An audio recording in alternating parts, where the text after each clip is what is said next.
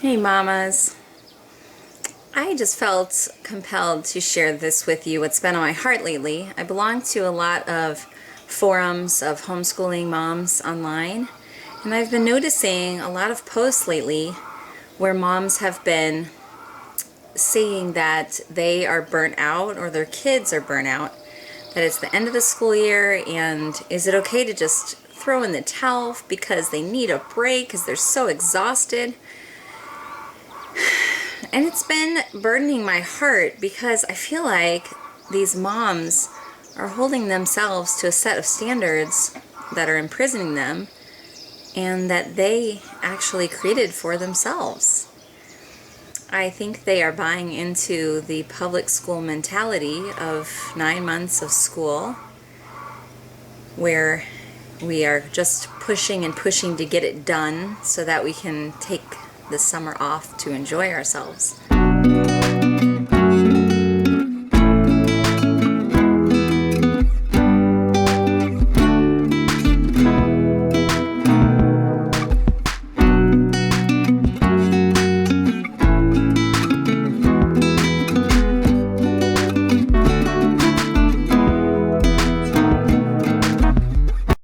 So my first tip for you is that you would think about your children, how you want them to advance academically, and pick just a few things that are the most important things for you, the non-negotiables. Maybe it's the areas that your children seem a little weak in, that aren't their natural inclination. Pick a few things and make those your daily non-negotiables, just a few. So for our kids, in the mornings we want them to read their Bible and to do their morning job. Those are the two morning non-negotiables. Then as far as the rest of our schoolwork, my main emphasis is one lesson of math. My oldest 4 do teaching textbooks, so one lesson of math, and to write out their spelling words that they're working on. These are areas that I've noticed for a lot of my kids are the weak areas, and so those are the two main things that I've chosen to focus on, that every day they do those things. Only picking a few enables that your children have the freedom to have delight-directed learning for the rest of their day. Now this brings me to my tip number 2, which is eliminate screen time. At least for these sacred hours that you set aside for creative learning, you really need to eliminate the possibility for them to turn to screens. Because what I have found in our family is that when my kids have the opportunity to play a computer game or something like that, that was a dog coughing, it really affects their creativity and their ability to figure out things to do for themselves. It just kind of takes away the opportunity to be bored. And I feel like boredom is what leads to a lot of great mental creativity and learning. So in our family, we don't do any type of, computer game type thing or those, educational app fun things. I mean, we limit severely what they're allowed to do anyway, but the little that we do allow, they get an hour on Saturdays.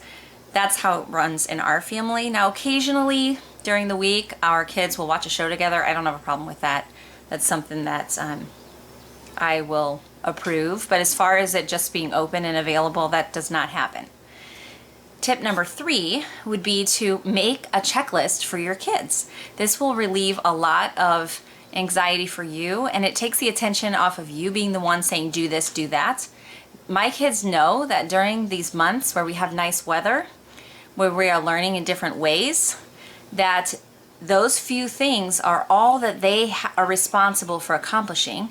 I have checklists that I ran through my laminator and dry erase markers, and when they're done, they can check them off.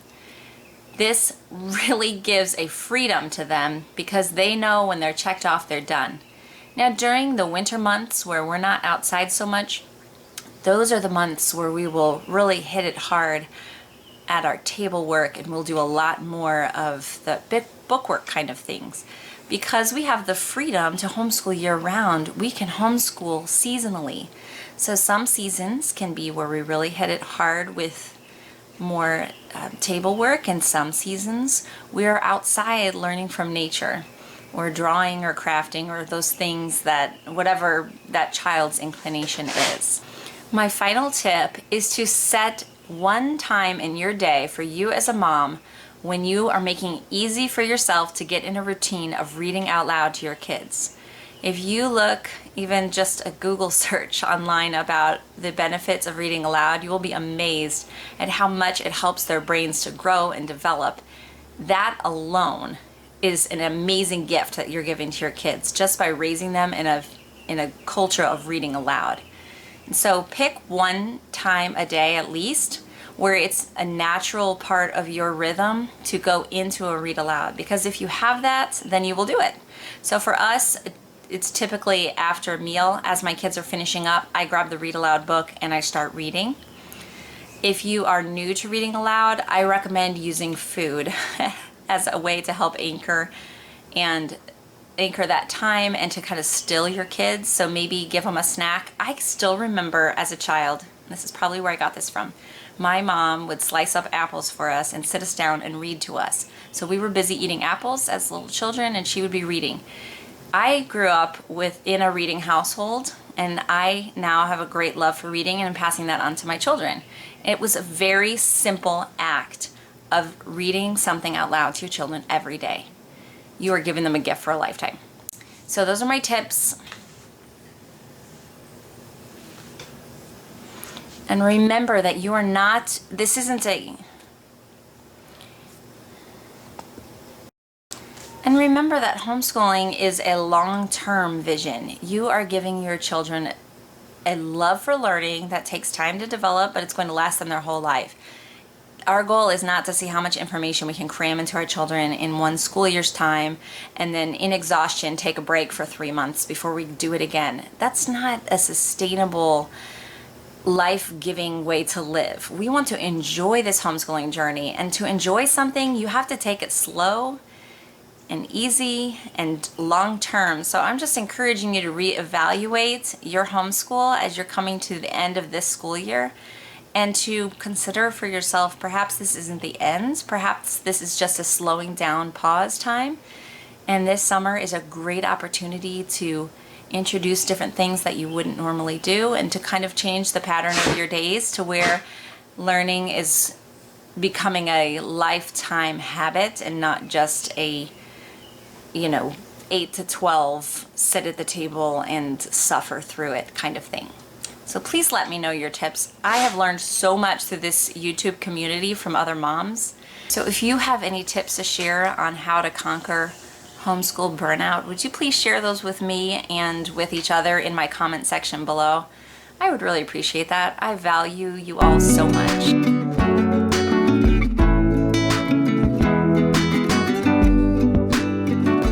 To do some drawing. What about you? Still drawing. You drew this Helicopter. helicopter from A tree. Good job.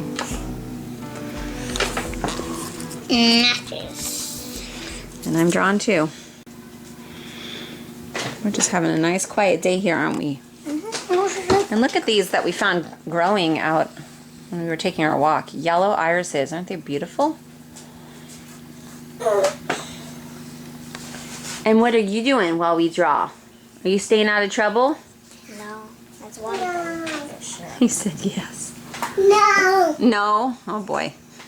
No. Soft shell. The lower shell is plain yellow with some brown smudges.